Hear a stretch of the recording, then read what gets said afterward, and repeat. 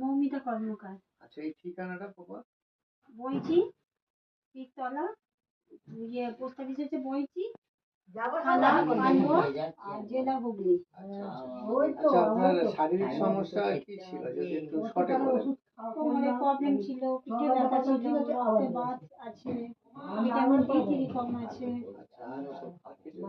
রাতে ঘুম ঠিকঠাক ছিল? খাওয়া দাওয়া ঠিকঠাক ছিল?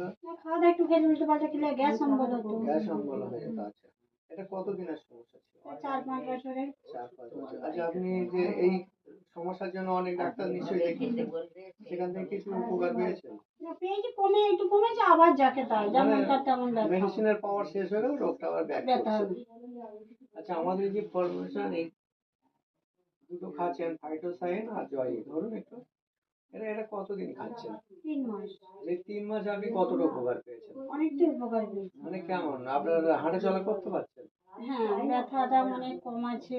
আগে রাতে মানে ঘুমোতে, ব্যথার জন্য ঘুমোতে পারতাম না। এখন ঘুমাচ্ছেন হ্যাঁ, রাতে? শুতে পারতাম না। আচ্ছা, এখন আপনি কি বলছেন এইটা আপনার শরীরে কাজ করেছে? আপনার শরীরে কাজ করেছে। অনেক মানুষ আছে যাদের আপনার মতো সমস্যা কি আরো বেশি সমস্যা, তাদের জন্য আপনি কি বলবেন? এই মানুষদের উদ্দেশ্যে কি বলবেন?